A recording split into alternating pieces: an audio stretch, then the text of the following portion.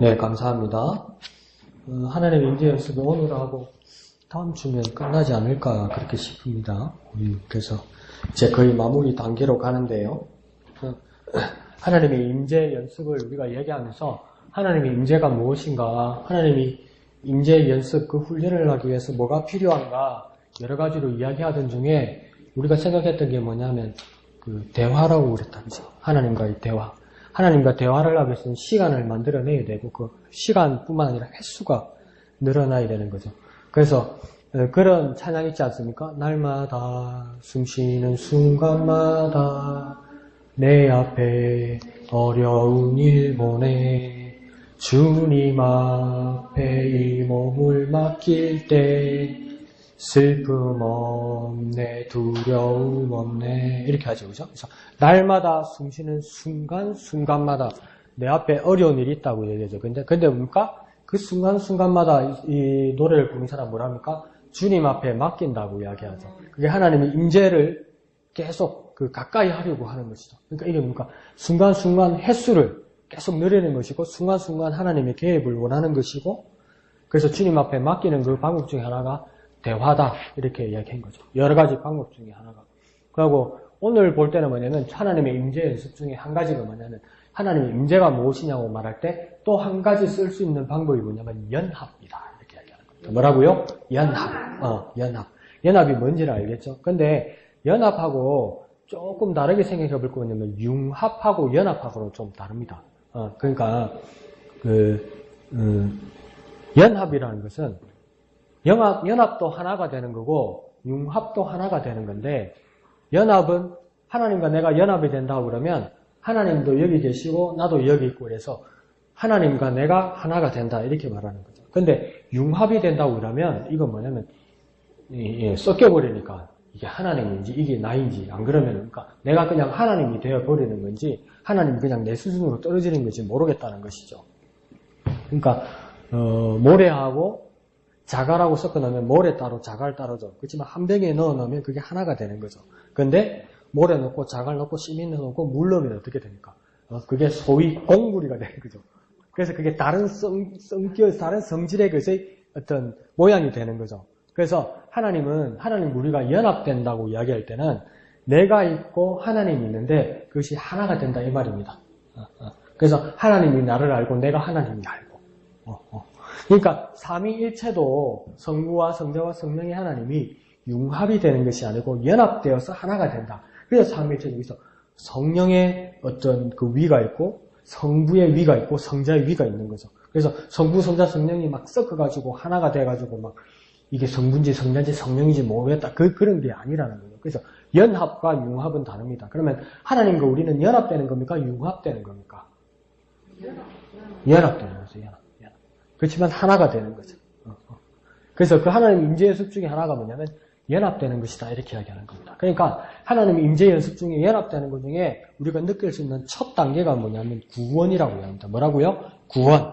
연합에서 느끼는 첫 단계가 뭐라고요? 구원. 이게 왜 구원이 되냐면 구원이란 말을 이야기하면 이해할 듯 한데도 사회적인 말로 세상적인 말로 하고 더 이해하기 쉬운 건 뭐냐면 구조 같은 겁니다.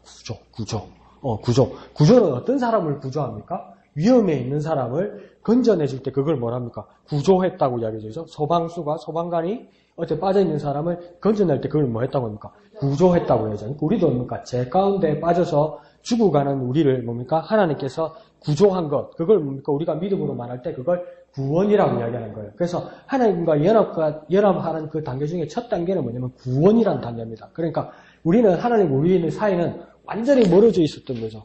하나님은 거룩하신 분이시고 우리는 죄 가운데 있었다는 것이죠. 그래서 완전 다른 죄 가운데 있어서 우리는 죽어가고 있는데 그 죽어가고 멀어져가는 우리를 하나님께서 거기에 가셔서 우리를 건져내셨다는 거죠. 그러니까 어디로 건져낸 겁니까? 하나님 밖에 있는 우리를 뭡니까? 하나님 쪽으로 건져냈다는 거죠. 그래서 연합의 첫 단계는 뭡니까? 우리 밖에 있는 우리를 하나님 쪽으로 건져냈다는 거죠. 그러면 하나님과 우리가 만나는 거죠. 그죠? 그게 첫 단계가 뭡니까? 구원이라는 겁니다. 그러니까 하나님과 우리가 하나 되는 연합의 첫 단계가 뭐라고요? 구원. 여기서 여기로 옮겨주신 거니까요. 여기서 여기로 구조해 주신 거니까요. 하나님과 멀어진 멸망의 자리에서 생명의 자리로 옮겨준 거니까요. 생명의 자리, 구원의 자리는 누가 원래 있는 자리입니까? 하나님이 있는 자리죠. 그러니까 하나님이 있는 자리로 옮겼으니까 하나님 원래 여기 계신 거고 나는 여기 안 있었지만 하나님께서 여기로 나를 옮겨주셨으니까 하나님 있는데 이제 누구도 있는 겁니까? 나도 있는 거죠. 그러니까 뭐가 된 겁니까? 연합된 거죠. 연합된 거. 그러니까 하나님께서 옮겨주셔서 하나님과 연합됐기 때문에 하나님의 임재를 경험하게 되는 겁니다. 하나님 거기에 있다가 임재한단 말 아닙니까? 그죠? 그와 마찬가지로 우리가 구원받은 그 자체가 하나님 안 계신 곳에서 하나님 계신 곳을 하나님께서 옮겨주셨기 때문에 하나님 있는 곳에 내가 있게 됐기 때문에 하나님의 임재를 경험하게 되는 것이고 그것이 무엇입니까? 다른 말로 하면 구원이다. 그게 연합이다. 그래서 첫 번째 단계는 구원이다. 하나님 연합의 첫 번째 단계는 뭐라고요? 구원. 하나님의 첫 번째 연합의 단계는 뭐라고요? 구원. 그다음 두 번째 단계는 뭐냐면 그러니까 내가 제 가운데 있고 세상 가운데 있었는데 하나님께서 이쪽으로 옮겨주셨기 때문에 죽었던 생명이 살아났긴 살아났어요. 그런데 이게 뭐가 전부 낯선 거예요. 낯선 거예요. 내가 이전에 주님을 모르는 때는 어디가 편합니까? 세상이 편하죠.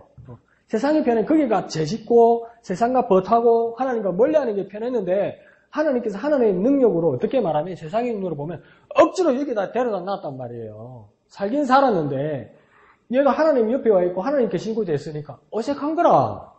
낯선 거라요. 그래 처음에는 그 하나님을 잘 구원받은 자가 처음에는 하나님을 잘 알 수 있습니까? 없습니까? 잘 몰라요. 더 쉽게 말해볼까요? 조금 알아요. 조금 냉정하게 말하면 조금 알아요. 조금. 그때 구원을 받은 거예요. 그러니까 그러면 연합되어서 하나님과 동거하고 하나님과 함께하면서 하나님을 알아가죠. 하나님을 알아가죠 이제. 서서히 알아가죠. 부부가 처음에 얼마나 어색합니까? 한 입을 듣고 잔다는 게 뭡니까? 그래 말하면 안 되나? 끔찍하잖아. 뭐 우리 할머니들처럼 얼굴도 모르고 그냥 중매도 안 하고 그냥 이렇게 살게 했을 때 그때 얼마나 끔찍합니까? 근데 그런 이야기도 들었어요. 그렇게 연세 드신 분이 아닌데 여자 전도사님인데 워낙 경북 시골 깡촌에 살다가 집도 너무 가난하고 해서 이러다가 우리 딸 죽겠다 싶어가지고 부모님이 중학교 졸업하고 시집을 보내는 거랑 한갑도 안 된 사람인데 그럼 되게 어릴 때 보냈다 그죠? 그러니까 아무것도 모르는 애를 시집을 보냈잖아요. 그분이 나한테 이야기를 하더라고. 그 첫날 밤에 남자 신랑하고 자다가 기절을 했대요. 아무것도 모르니까 너무 무섭고 놀래가지고. 그러니까 우리도 하나님께서 옮겨주시면 이 낯선 거라. 근데 뭡니까? 이제 알아가는 거죠. 그러니까 신랑은 어떤 사람이고 나는 부인으로서 어떤 일을 해야 되고 자식을 어떻게 키워야 되고 이렇게 알아가는 거죠. 그와 마찬가지로 우리도 뭡니까? 세상 밖에 있다가 하나님께로 옴으로써 우리가 하나님을 알아가는 거예요. 그래서 첫 번째 단계가 구원이고 두 번째 단계가 뭐냐면 알아가는 겁니다. 하나님을 알아가는 겁니다. 그러니까 한번 구원받으면 끝났습니까? 끝 안 났습니까? 안 끝났어요. 두 번째 단계는 뭐 해야 됩니까? 하나님을 알아가야 돼요. 그러니까 하나님을 알아가야 되는데 자꾸 옛날에 내 그거 했던 것만 생각하면 근데 옛날에 구원받았던 거, 자꾸 옛날만 이야기하면 지금은 나 뭐 하고 있는 겁니까? 하나님을 모르고 있는 거예요. 알아갈 생각이 없는 거예요. 당신 남편 이름이 뭐예요? 반재한. 그 다음은요? 몰라요. 이러면 지금 머리가 하얘가지고 손주가 있고 지금 며느리 있고 사위 있는데 그거밖에 몰라요. 이러면 뭡니까? 알아가지를 않았던 거죠. 근데 쏙쏙들이 알잖아요. 그죠? 양점도 알고 단점도 알고 장점도 알고 다 알잖아요. 다 알잖아요. 그래서 남이 뭐라고 말할 때 우리 남편은 당신 오해하고 있다. 내가 몇십 년 살아봤는데 그런 사람이 아니다. 이렇게 설명할 수 있잖아요. 왜요? 알아왔기 때문에. 그러니까 우리가 첫 번째 단계에서 구원을 받았으면 그 다음 단계는 하나님을 어떻게 합니까? 알아가야 됩니다. 알아가야 됩니다. 그래서 하나님과 연합하는 첫 번째 단계가 뭡니까? 구원. 두 번째 단계는 뭡니까? 알아가는 거. 그 알아갈 때 하나님의 임재 가운데서 더 깊어져 가는 겁니다. 그러니까 하나님의 임재는 연습이고 훈련이 된다고 말을 한다면 그는 단번에 이루어지는 것이 아니라 뭡니까? 계속 더 깊어져 가고 더 알아져 가고 더 관계가 깊어져 가는 것. 이게 뭡니까? 연합이고 그 임재라는 겁니다. 그러니까 우리가 게을리 할 수가 없죠. 하나님을 알아가는 것, 하나님의 임재를 연습하는 것 게을리 할 수 있습니까? 없습니까? 없죠. 그러니까 계속 우리가 연습하고 계속 우리가 훈련하고 계속 알아가지고 몰랐던 것을 이제야 알게 되었네. 이런 거 있잖아요. 몰랐던 것을 이제야 알게 되었네. 그러니까 아가스가 어떨 때는 자기 신랑감에 대해서 자기 신부에 대해서 육체적인 아주 노골적인 그 묘사를 하잖아요. 그게 그 미성년자나 청소년들이 보거나 조신한 분들이 볼 때는 이게 민망한 내용도 있다고요. 그죠? 신체 부위. 오늘도 보면 내가 슬쩍 넘어서 와서 그렇지 뭐 이상한 소리 하더라고요, 중간에. 근데 내가 민망해서 그냥 넘어갔는데, 그런데 신랑 신부는 각시하고 남편은 어느 부분에 무슨 점이 있는 것까지도 다 알잖아. 그죠? 어느 부분에 어떤 흉터가 있는 것도 다 알잖아요. 그게 하나님의 임재가 알미 깊어가면 그 가장 깊은 것까지 알게 된다는 겁니다. 그게 사랑이고, 그게 연합된 사람이고, 임재의 사람의 모습이거든요. 그러니까 하나님을 정말 하나님 임재 하나님과 연합한 사람이라면 뭡니까? 처음에는 구원을 받았고, 그 다음은 뭡니까? 점점 알아져 간다는 겁니다. 그 모습을 이야기하는 것입니다. 그러면서 실제 하나님의 임재 가운데 있고, 그렇게 다 알게 되면 나중에 어떤 고백을 주님 앞에 결국은 하게 되냐면, 주님, 내가 전심으로 주님을 사랑합니다. 이렇게 고백할 수 있다. 그러니까 세 번째 단계는 뭐가 되겠습니까? 고백하게 된다는 겁니다. 세 번째 단계는 뭐라고요? 고백하게 된다는 겁니다. 첫 번째 단계는 무엇이었습니까? 구원. 두 번째는요, 알아가고. 세 번째 단계는 결국은 뭡니까? 고백하게 되는. 뭘 고백합니까? 내가 주님을 사랑합니다. 그러니까 신랑 신부가 더 알아져 갈 때 뭐합니까? 내가 당신을 사랑합니다. 무슨 목사님 그런 말을 합니까? 볼장 따발 이렇게 그럴 수도 있는데 나중에 더 연세 들어 보십시오. 사랑하는 마음 결국은 기쁘십니다. 그게 안 되는 분들은 한쪽을 읽고 나면 그 그리움으로 남게 됩니다. 그리움. 그게 또 사랑의 한 모습이겠죠. 그러니까 우리도 뭡니까? 주님을 정말 사랑하고 임재 가운데 있을 때 무엇입니까? 나중에 결국은 고백하게 됩니다. 뭐라고요? 내가 주님을 사랑합니다. 그런데 이 모든 모습들을 하나님께서 먼저 그 사랑에 대한 모습에 대해서 설정을 하고 하나님께서 모든 것을 계획을 하고 그것을 인간들에게 삶의 모습에서 거울로 비추게 하실 수도 있고 또 반대로 사람들의 삶의 모습을 통해서 하나님이 이거보다 더 큰 사랑을 보여주셨구나 이렇게 할 수도 있다는 거예요.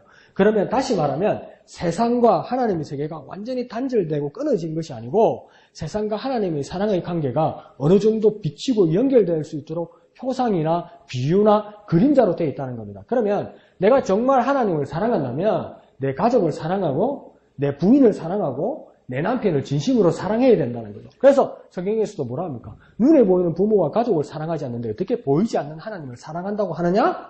그것을 더 쉽게 말하면 뭡니까? 그렇게 말하는 자는 거짓말이다. 이렇게 이야기합니다.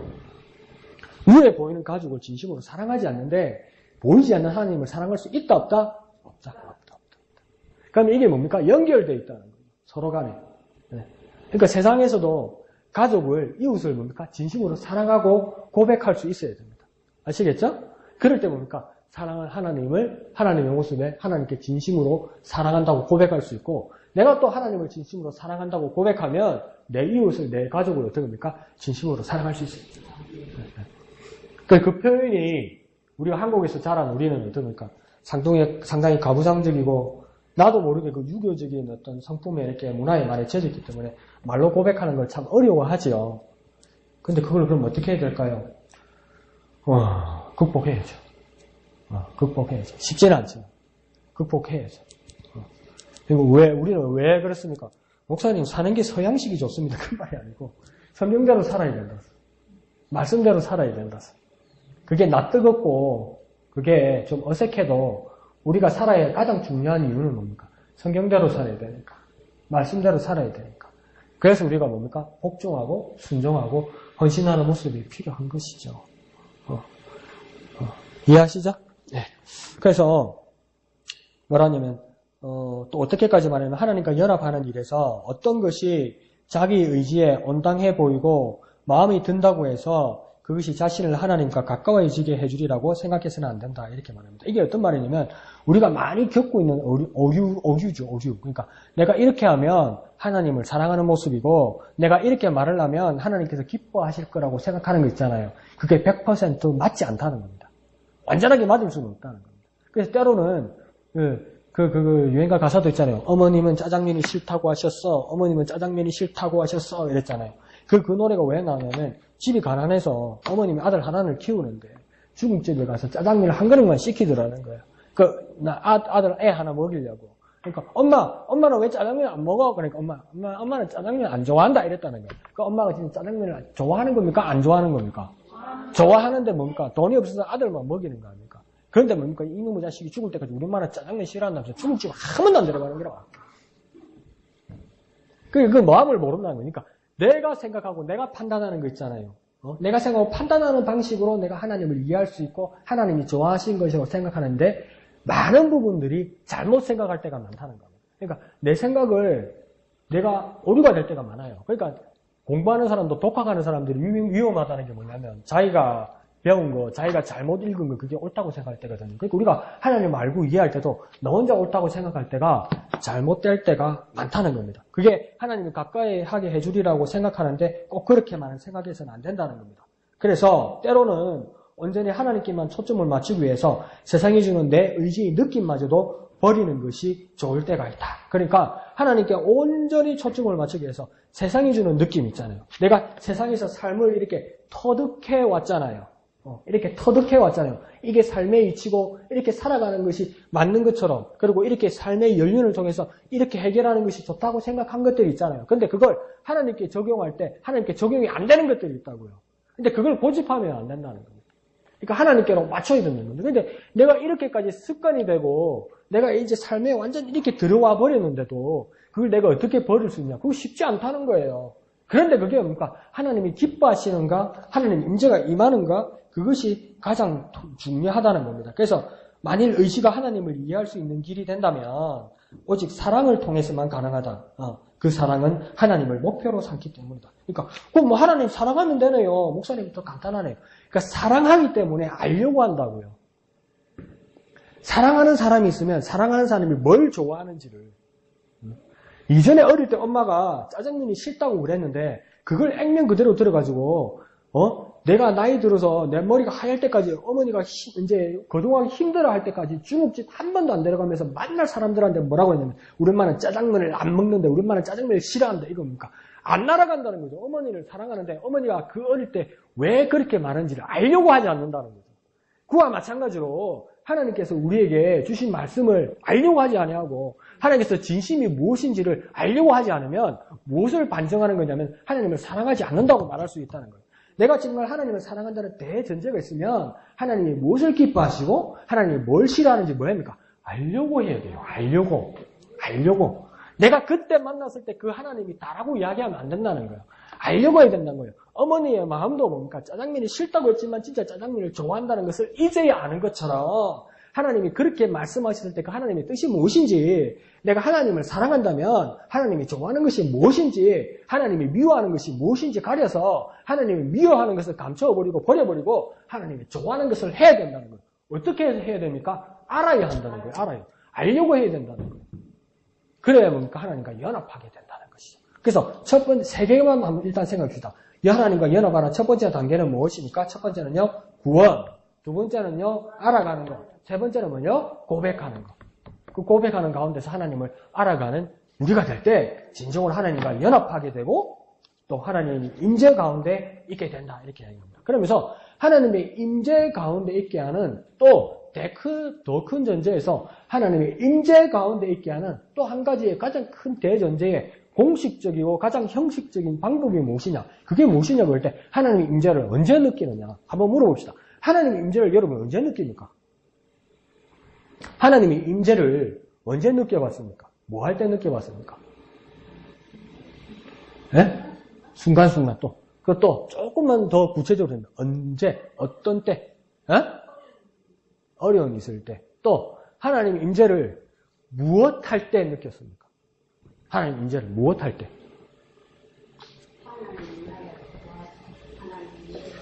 그러니까 내가 형식과 어떤 틀이라고 이야기했잖아요. 그죠? 그러면 그걸 한번 생각해보세요. 어떤 형식과 어떤 틀과 어떤 모양으로 있을 때 하나님의 임재를 느낀 적이 있습니까? 그러니까 내가 좀 어렵게 질문하면서 순간순간 금방 했는데 더 구체적으로 순간순간 그 정말 되게 영성이 깊은 건데 어떤 형식이 있을 때 순간은 형식이 아니잖아요. 그죠? 어떤 형식이 있을 때 말씀을 들을 때 또 찬양할 때 묵상할 때 또 그러면 한번 물어봅시다. 기도할 때. 그럼 하나님 말씀을 들을 때, 묵상할 때, 기도할 때, 찬양할 때라고 여러분 말씀하셨어요. 묵상하고 말씀을 들으고 기도할 때 이 구체적인 그 형식이죠. 그죠? 그러면 이제 더 중요하게 나에게 냉정하게 내 양심에게 질문할 때 그러면 내가 하나님의 임재를 느끼지 못한다면 내가 지금 하나님의 말씀을 묵상하고 기도하고 묵상하고 기도하고 찬양하는 시간이 그만큼 작다는 거예요. 더 쉽게 말해볼까요? 그만큼 안 한다는 거예요. 더 쉽게 말해볼까요? 횟수가 작다는 거예요. 그러니까 그 임재를 못 느낀다는 거예요. 하더라도 뭡니까? 이제 뭐랄까 매너리즘에 빠진 거죠. 뭐라 말할까? 아주 형식적이 돼버리고. 그러니까 더 여러분이 말하는 이 형식에서 가장 공통적으로 우리 모든 그리스도인들이 하나님의 임재를 느낄 수 있는 가장 공통적인 형식이 뭐냐면 이렇게 말하면 에이 그건 알지 목사님 이럴 거예요. 뭐냐면 예배입니다. 예배. 에이 목사님 그건 알죠. 그렇게 크게 말하면 안 돼요. 예배입니다. 예배. 그럼 여러분도 다 동의하시죠. 그죠? 하나님 임재를 느끼는 가장 큰 형식 중에 하나가 공통적인 형식이 뭐냐면 예배입니다. 예배. 그러니까 예배 중에 하나님의 임재를 느낀다는 겁니다. 그건 맞죠. 그죠? 예배 중에 하나님의 임재를 느낀다는 겁니다. 그래서 그 예배에 대해서 예수님께서 많은 말씀을 하신 적은 없지만 그것을 수가성의 여인을 만나서 2번이나 반복해서 하신 말씀이 있습니다. 그게 뭡니까? 하나님은 영이시니 그 다음 예배하는 자가 어떻게 한다고요? 신령과 그 다음 진정으로 예배할지니라 이렇게 말씀하셨어요. 그러니까 예수님께서 이걸 2번을 그 수가성 여인에게 이야기한다고요. 그게 왜 그랬냐면 그 여인에게는 예배의 장소가 중요했어요. 어디에서 합니까? 사마리아에 있는 이 산, 우리가 말하는 이 에발산에서 할까요? 안 그러면 당신 유대인들은 남쪽으로 내려오서 수도 예루살렘에 있는 성전에서 하라고 그러는데 우리가 갈 형편이 안 돼서 이 산에서 하는데 진짜 어디다가 해야 됩니까? 그러니까 예수님이 하시는 말은 장소가 중요한 게 아니고 어디서 하는 게 중요한 것이 아니고 어떻게 하는 거가 중요하다 이렇게 말씀하시는 거예요. 예배는 예수님께서 말할 때 중요한 건 뭡니까? 어떻게 하는가가 중요하다. 뭐가 중요하다고요? 어떻게 하는가가 중요하다고요. 그러니까 더 냉정하게 말하면 오늘 목양교회 예배당 안에 왔는데 왔다고 끝난 게 아니라는 거죠. 앉았다고 끝나는 것이 아니라는 거죠. 눈 감읍시다, 눈 감고 찬송합시다 해서 그 형식으로 한 것만은 끝난 게 아니라는 거예요. 온 것은 정말 귀하고 중요한 것이고 감사하고 아름다운 것인데 그와 더불어 예수님께서 더 중요하게 보는 건 뭡니까? 어떻게 하느냐가 중요하다는 겁니다. 어떻게. 그러니까 형식만 중요하다면 교회 뒤에다 출석부 놔놓고 도장 찍었고 사인하라고 그러면 되잖아요. 출석부 만들면 되잖아요. 근데 그걸 안 한다는 거예요. 왜요? 하기 싫어서? 아니요. 더 중요한 건 예수님이 뭐냐면 어떻게 예배하느냐가 중요하다는 겁니다. 그 어떻게 예배하는 것을 뭐라고 예수님께서 말씀하셨습니까? 신령과 진정으로 예배하는 것이 중요하다고 말합니다. 그 가운데서 어떻게 바른 예배를 할 때 하나님의 임재를 경험하게 된다는 것이죠. 그런데 그게 신령과 진정으로 예배한다는 것을 말했을 때가 우리 개역 한글, 이전 번역 성경에서 개역 한글에서 말할 때 신령과 진정으로 예배한다고 그랬어요. 그래서 우리 지금 개역 개정 성경에서는 신령과 진정이라고 말하지 않죠. 뭐라고 이야기합니까? 자, 눈 뜨고, 날라보고. 자, 어떻게 신령과 진정이라고 말 안 했어요. 개역 개정에서는 뭐라고 말합니까? 옛날에 읽었으면 되지 뭐. 그게 아니죠. 그 지금 성경 안 읽는다는 거예요. 정령이 돼버린 거예요. 그리고 옛날 게 너무 익숙해져 버렸다는 거예요. 그 주님을 다 알아가야 된다면서요. 그죠? 옛날에 안 가가지고 안 된다면서요. 주님을 알아가야 되는 거니까 진행돼야 되는 거죠. 그죠? 그러면 오늘부터 진행되는 겁니다. 이전에 지금은 이전까지 가지고 있는 거예요, 여러분. 신령과 진정으로는 말이 틀린 건 아니지만 옛날에 썼던 말이에요. 지금 새 성경에는 신령과 진정으로라고 안 써 있어요. 우제대인데 확 지압이 있습니까? 지한 게 아니고요. 다른 말로 써 있어요. 더 간단하게. 뭔가 영과 진리로 예배하시는 거예요. 뭐라고요? 영과 진리로. 이전에는 뭐라고 했습니까? 신령과 진정으로. 요즘은요. 영과 진리로 되어 있어요. 새로 그렇게 번역이 됐어요. 그러니까 신령과 진정으로 이야기하는 뉘앙스하고 느낌하고 영과 진리라는 느낌이 조금 다르지요? 다른 거 느끼겠습니까? 그거 아닙니까? 아니요. 한번 생각해보세요. 신령과 진정, 영과 진리 어떻게 다를까요? 여러분의 느낌에. 신령과 진정으로 예배하는 거하고 영과 진리로 예배하는 거하고 어떻게 다를까요? 여러분 느낌에는. 제가 한번 설명을 드려볼게요. 이전에 우리가 배웠을 때 하나님은 영이시니 예배하는 자가 신령과 진정으로 예배할지냐는 이 한글로 그대로 우리가 배웠을 때는 어떤 모습이 나타나냐면 신령이라는 뜻은 뭐냐면 우리가 이전에 한국에서 오래전부터 쓰던 말 중에 하나가 신령입니다. 우리가 신령이란 말을 어디서 많이 썼습니까? 네, 신령님, 산신령님, 할아버지 산신령님, 신령한 분이라는 것이죠. 그래서 뭡니까? 이 신령이란 말은 뭐냐면 영에 이끌린다는 뜻이거든요. 그게 악한 영이든 선한 영이든 영에 이끌린다는 것이고, 그게 내가 뭡니까? 지성과 내가 공을 들여서 그 영을 이끌게 한다는 거죠. 그래서 그게 신령입니다. 그러니까 뭡니까? 저 유명한 무당들이 신령합니까? 신령 안 합니까? 무당들이요. 명도들이. 신령하죠. 왜요? 악한 영들이. 자기들이 영에 이끌리기 때문에. 그러면 우리가 만약에 성령 충만하다면 우리는 신령합니까? 안 합니까? 신령하죠. 우리는 왜 신령합니까? 성령에 이끌리기 때문에. 그래서 신령한 거죠. 근데 이 신령이라는 개념이 우리가 성경을 보기 전에 이전에 우리가 알고 있었기 때문에 신령한 자는 어떤 자냐면 자기가 지성을 들이고 정성을 들여서 어떤 영들에게 이끌리는 것을 뭡니까? 신령하다고 이야기한다고요. 그 다음 신령다음은 어떻게 예배한다고 되어 있습니까? 진정으로 예배한다고 이야기했죠. 그죠? 이 진정이라는 것은 뭔지 이해하겠죠. 진정은 뭡니까? 진정을 할 때 진정은 뭡니까? 참마음. 그렇죠. 또 진정이 뭡니까? 간절한 마음. 간절함. 또 진심 이런 말 아닙니까? 진심. 그 진심은 누구한테서 나오는 겁니까? 예배하는 자가 신령과 진정으로 예배한다는데 진심이라고 할 때 이 진심은 누구한테 나오는 겁니까? 누구한테서 나오는 겁니까? 그렇죠. 자기 마음에서 나오는 거죠. 그죠? 진정이고 진심이면 자기 마음에서 나오는 거죠. 예배하는 자에게서 나오는 거죠. 그래서 어떤 모습이 생기기 시작하겠냐면 내가 어떤 정성을 다해서 옛날 말로 하면 지성을 들여서 정성을 들여서 최선을 다해서 예배를 드려야 하나님께서 예배를 받으신다 이렇게 생각했다고요. 그렇게 오독 잘못 해석하게 만들었다고요.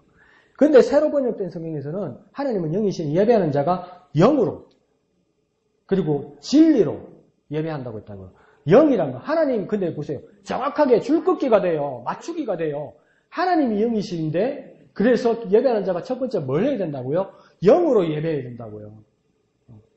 그러니까 어떤 내가 지성을 들여서 예배하는 게 아니라고요. 내가 정성을 들여서 예배하기 전에 더 중요한 건 뭐냐? 하나님이 영이시기 때문에 영으로 예배이지 하나님이 영이신데 내 몸으로 예배하는 게 아니라고요. 내 몸이.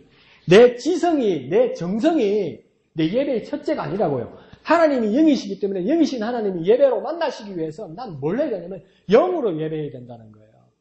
그래서 하기오스, 헬레아에서는 하기오스, 푸뉴마 하기오스 이렇게 얘기해요. 이게 뭐냐면 푸뉴마란 말은 뭐냐면 영이에요. 그러니까 내 속에 있는 내 진정한 나도 나를 영이라고 할 때 푸뉴마라고 쓰고 성령이라고 말할 때도 하기오스 푸뉴마로 쓴다고요. 그러니까 성령도 푸뉴마 영이라고 쓰고 내 속에 있는 영도 푸뉴마 영이라고 쓴다고요. 그러면 다시 말하면 내가 하나님이 영이시니 내가 영으로 예배한다고 말할 때는 그 영은 뭐냐면 내가 정성과 지성을 들여서 예배하는 것이 아니고 성령으로 예배해야 된다는 겁니다. 내가 하나님의 영으로 의지해서 성령을 의지해서 예배하지 않으면 그 예배는 끝장난다는 겁니다. 뉘앙스가 달라지죠. 그 다음 무엇으로 예배한다고 합니까? 진리로 예배한다 그러죠. 진리로. 그러니까 완전 다른 거죠. 앞에 진정으로 예배한다 할 때는 내가 내 진심으로 내 숨기지 않고 내게 있는 모든 것을 열어서 내가 진심으로 숨기지 않고 진실된 마음으로 하나님께 드리는 것이 예배였어요. 그런데 새로 번역된 성경에서는 뭐냐면 진리로 예배하는 거라고 이야기했어요. 그러면 자 봅시다. 진정은 누구에게서 나오는 겁니까? 나 예배자에게서 나오는 거예요. 그러면 진리는 예배자 나에게서 나옵니까? 안 나온다고요. 진심은 내게서 나올 수 있는데 진리는 내게서 나올 수가 없어요. 나는 누구이기 때문에요? 나는 죄인이기 때문에. 나는 거룩하지 못하기 때문에. 그러니까 내 것으로 예배할 수 없는 거예요. 그러니까 진리는 뭐냐면 더 쉽게 말해볼까요? 세상 말로 사실을 이야기하는 겁니다. 사실. 진실이죠. 진실. 더 냉정하게 물어볼 거예요. 하나님은 하나님이시고 나는 나라는 것을 다시 말하면 하나님은 정말 높으시고 거룩하신 하나님이고 나는 그러하지 못한 존재라는 것을 인정하는 데서 나오는 겁니다. 그 사실에서 나오는 겁니다. 그것을 인정하는 겁니다. 하나님을 하나님으로 인정하고 나를 나라고 인정하는 데서 나오는 것이 뭡니까? 예배라는 겁니다. 그러니까 이게 완전히 달라지죠. 이 예배라는 것이. 그래서 뭡니까? 예배는 앞에 하나님은 영이시니 예배하는 자가 신령과 진정으로 예배할지나 할 때는 예배자가 구체적으로 뭘 아주 많이 해야 되고 많이 쌓여야 되는 것이면 예배는 뭐라고 생각하는 겁니까? 예배를 드리는 것이라는 것이 더 많이 부각됩니다. 예배를 드리는 것이. 그런데 이 예수님께서 두 번이나 반복하면서 예배하는 자 신령과 진정으로 안 그러면 영과 진리로 예배를 드릴지니라고 말씀하지 않아요. 뭐랍니까? 예배할지니라고 말해요. 그 하는 게 뭐냐는 거죠. 이건 수수께끼입니다, 사실은. 근데 영과 진리에 치중하게 되면 이게 어느 정도 가능성이 나오는 거죠. 왜 그렇습니까? 하나님은 영이시기 때문에 내가 영적이지 못한 내가 성령으로 하나님 앞에 예배하는 것이고 그 다음 또 무엇입니까? 내가 사실, 진실, 하나님은 하나님이고 나는 나라는 그 죄인과 거룩하신 하나님 사이에서 완전히 다르다는 것을 인정해서 하나님은 예배받으시기에 합당하신 분이라는 것. 그것이 예배한다는 게 뭡니까? 그 예배 자체에서도 내가 하나님 앞에 드리는 예배의 모습도 있지만 하나님께서 얼마나 많은 예배의 부분에서 나를 이끄시고 예배 가운데서 나에게 역사하시는지 모른다는 거예요. 그러니까 예배 가운데서 내가 하나님 임재를 끌어당기는 것보다도 무엇입니까? 하나님께서 우리에게 주시기 위해서 예배 가운데 하나님께서 임하시는 모습이 많다는 거예요. 여러 요소 중에. 그래서 그 하나님의 임재는 뭡니까? 하나님의 은혜라는 거죠. 왜 은혜라고 이야기하면 은혜는 무엇입니까? 선물이라고 이야기했잖아요. 선물은 돈 주고 사는 게 아니잖아요. 주고 싶은 분이 그냥 주는 거잖아요. 하나님께서 주고 싶어서 주시는 거잖아요. 그러니까 이 예배 가운데서 은혜가 있고 하나님의 임재가 있는데 이것은 뭡니까? 온전히 하나님의 것으로 하게 된다는 것이죠. 그래서 한다는 것을 어느 정도 추정해보면 내가 하나님 앞에 예배로 드리는 부분도 있지만 그보다 더 큰 건 뭡니까? 하나님께서 주시는 게 많다는 거죠. 그러니까 하나님께서 주시는 것과 하나님께 드리는 것이 모두 합하여서 예배를 뭐 한다고 이야기하는 겁니까? 예배를 한다고 이야기하는 거죠. 한다고. 그러니까 이게 한 끗 차이로 엄청난 많은 변화들이 일어나는 겁니다. 그래서 조금만 로렌스 형제가 말하는 것으로 이렇게 한번 해보면 뭐냐면 하나님은 영이신 예배를 영으로 한다는 모습은 무엇이냐면 우리 영혼의 가장 깊은 곳, 가장 한가운데로 우러나오는 겸손하고 거짓 없는 사랑이 있어야 된다. 그러니까 예배는 뭐냐면 영으로 한다면 우리 영혼의 가장 깊은 곳까지 모든 곳까지 깊숙이 들어가서 하나님 앞에 내어드리는 것이 영으로 예배하는 것이다. 로렌스 형제는 그렇게 이야기하는 거예요. 그래서 그걸 하나님 앞에 드리는 것이다. 그러니까 내 가장 깊은 곳을 내가 잘 아느냐? 나는 얼마나 많은 거짓과 죄 가운데 쌓여 있는지 나 영혼의 가장 깊은 곳을 내가 자신이 잘 알지 못한다는 거예요. 그러니까 다시 말하면 저 산에 엑스레이로 비춰보거나 누가 말하길래 저 안에 금이 있다고 이야기하는데 나는 어디에 금이 있는지를 모른다는 거예요. 근데 그 금이 있는 방향과 산 안에, 바위산 안에 그것을 뚫는 일을 내가 하는 것이 아니고 성령께서 그 일을 하시는 것처럼 내 속의 죄성과 내 자신을 알 수 없고 내 영혼의 가장 깊은 곳을 알 수 없는 그 내 영혼의 가장 깊은 것으로 내 영의 가장 진실한 것으로 하나님 앞에 드려야 되는데 그것도 내 자력으로 내 힘으로 되지 않아서 성령께서 내 깊은 곳으로 들어오셔서 역사하셔서 내 속에 있는 가장 귀한 것을 하나님께 내어놓게 만든다는 거예요. 이게 뭡니까? 영으로 예배하는 것이다. 그러니까 예배가 얼마나 중요한 것입니까? 예배 가운데서 얼마나 하나님의 깊은 임재를 만날 수 있는 겁니까? 그러니까 예배 정말 중요한 겁니다. 그리고 영으로 예배하는 것은 정말 중요한 겁니다. 그러니까 예배가 허투루 할 수 없는 겁니다. 그래서 로렌스 형제가 그 이야기를 하는 거죠. 그래서 이게 또 왜 그러냐면 먼저 하나님은 영이시라는 것이 먼저 대전제가 되었잖아요. 그죠? 그래서 이 영적인 일을 가장 냉철하게, 가장 냉정하게, 가장 정확하게 볼 수 있는 이가 누구냐? 그러면 더 냉정하게 말하면 내 영혼을 가장 정확하게 냉정하게 볼 수 있는 자가 누구냐? 이것은 영이신 하나님밖에 없다는 거예요. 한편으로는 비참하지만 한편으로는 너무 감사하죠. 내가 내 영혼의 상태를 알 수 없는데 내가 내 속에 있는 내 것을 나조차 알 수 없는데 내 속에 있는 나를 정확하게 가장 보시는 이가 누구입니까? 영이신 하나님께서 내 속에 있는 가장 깊은 것을 안다는 거예요.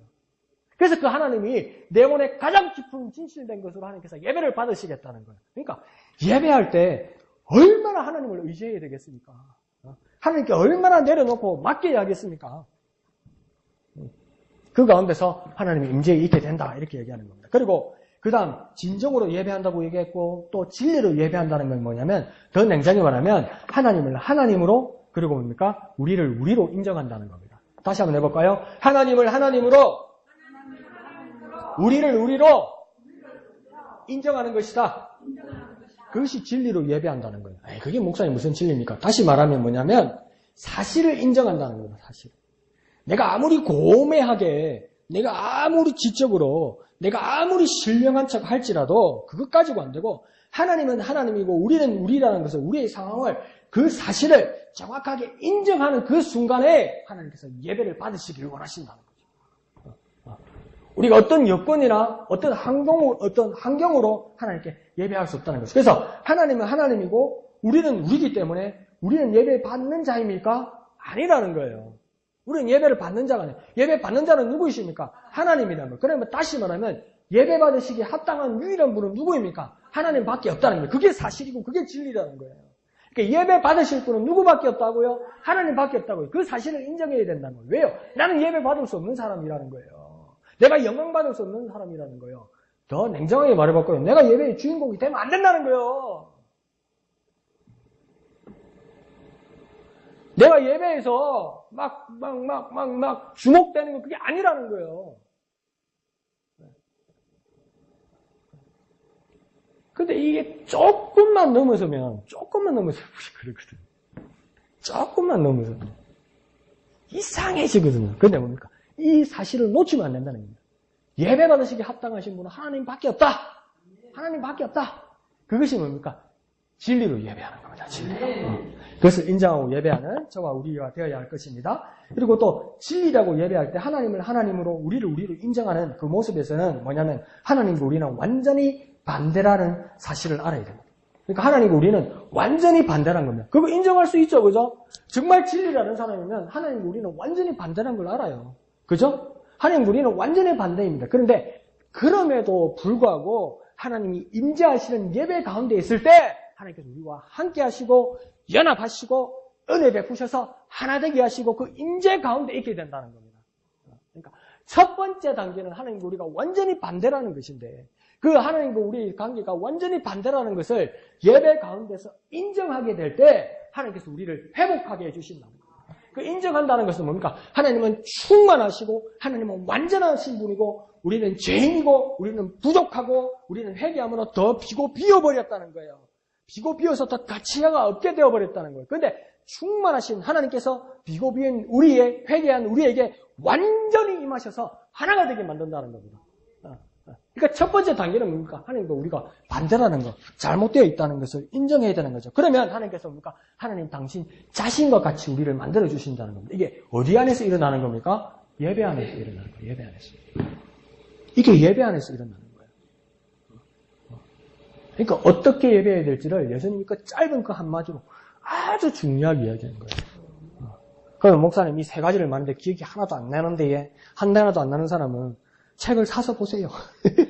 5,000원밖에 안 하는데 이것보다도 더 쉽게 한번 말해볼게요. 한 가지로 말하면 뭡니까? 예배는요. 어떻게 예배하냐고 할 때 온전히 주님의 은혜를 의지하는 겁니다. 이해하시죠? 온전히 주님을 의지하는 겁니다. 그게 예배입니다. 내 자신을 세우는 것이 아니고 온전히 주님을 의지할 때 온전히 주님을 의지할 때 그 예배가 하나님이 임재 가운데 있게 되는 겁니다. 그때 하나님과 연합되고 하나님과 하나 되는 놀라운 신비 가운데 있게 되는 겁니다. 이해하시죠? 그래서 신령과 진정으로 예배하는 것은 또 어떻게 예배하는 겁니까? 영과 진리로 예배하는 것입니다. 신령과 진정은 뭐라고요? 영과 진리로 예배하는 겁니다. 신령과 진정도 이해하지만 새로 된 번역에서는 뭐라고 얘기합니까? 영과 진리로 예배하는 것이다.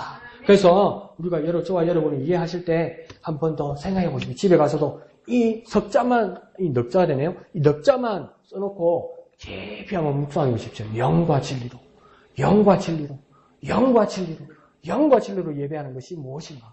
영과 진리로. 그러니까 막 큐티 나눔이나 여러분 그 각자의 그 어떤 우리 막 바깥에서도 집에서도 교회 나가서도 막 만날 때 서로 한번 나눠보십시오. 영과 진리로 예배하는 것이 무엇이었지? 영과 진리가 뭐였지? 이 집사님 내가 영으로 예배하는 걸 잘 모르겠어요. 그때 내가 작거든요.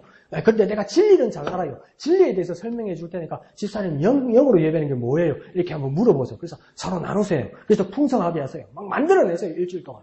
풍성하게. 그렇게 하나님 앞에 영광 돌리는 저와 여러분 되시기를 거룩하신 예수님의 이름으로 축원드립니다. 이 시간 다 같이 찬송하신 후에 하나님 내가 영과 진리로 하나님 예배하겠습니다. 이렇게 기도하도록 하겠습니다. 왕이신 나의 하나님 내가 주를 높이며 찬양하겠습니다.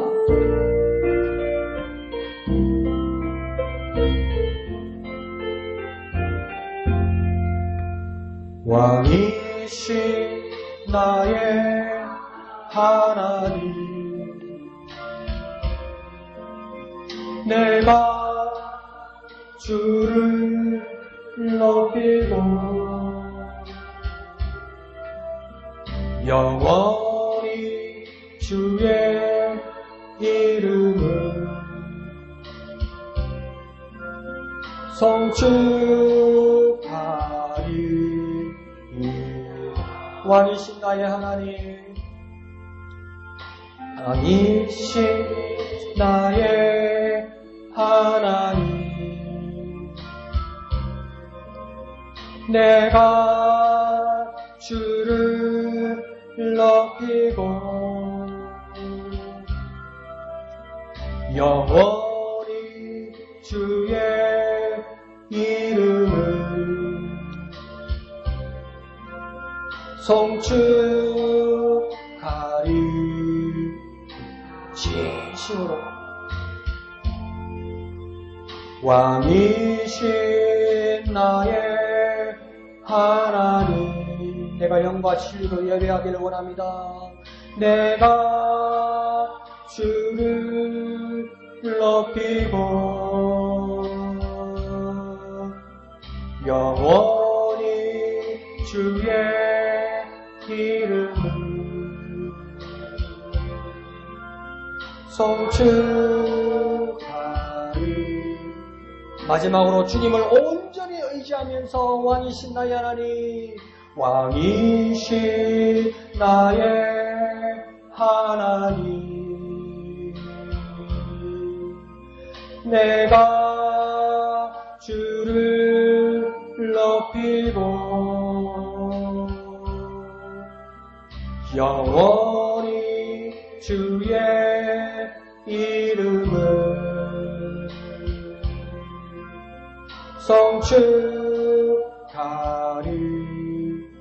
송축하리이다. 아멘. 이 시간 다 같이 기도하겠습니다. 주님 왕이신 하나님 앞에 내가 영과 진리로 예배하기를 원합니다. 영이신 하나님 앞에 영과 진리로 예배하기를 원합니다. 내 속에 깊은 모든 것을 아시는 주님 성령으로 나를 모든 것을 깨닫게 해주소서. 내 영이 하나님께 온전히 드리는 예배가 되게 하여 주시옵소서. 하나님을 하나님으로 나를 나로 인정하여서 온전히 예배 받으시기에 합당한 분은 하나님뿐인만을 인정하고 고백하게 하여 주옵소서. 예배 가운데 하나님만을 오직 의지하기를 원합니다. 오직 주님의 은혜만을 의지하기를 원합니다. 온전히 주님을 의지함으로 예배하기를 원합니다. 그 예배 가운데 임재하여 주셔서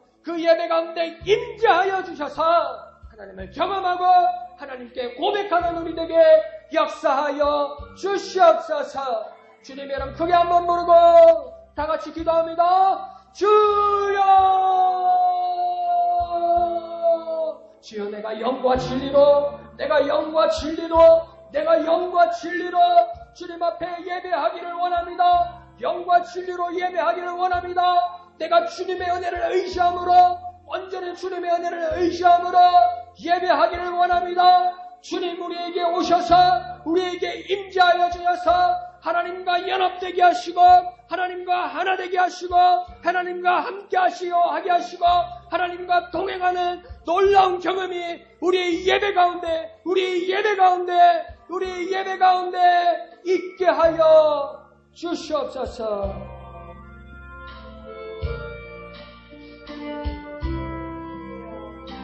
왕이신 나의 하나님 왕이신 나의 하나님 내가 주를 높이고 영원히 주의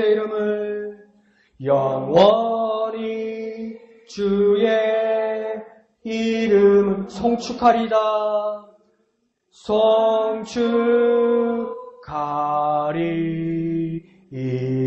송축하리이다.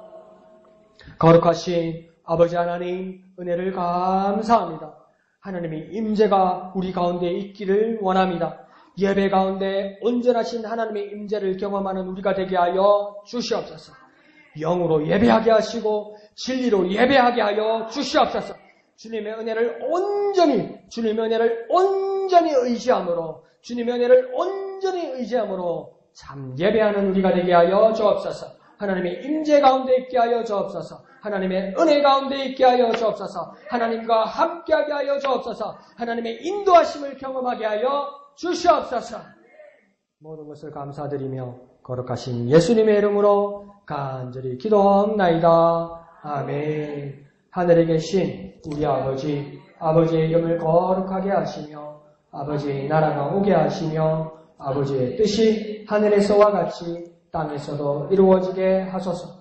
오늘 우리에게 일용할 양식을 주시고 우리가 우리에게 잘못한 사람을 용서하여 준 것 같이 우리 죄를 용서하여 주시고 우리를 시험에 빠지지 않게 하시고 악에서 구하소서.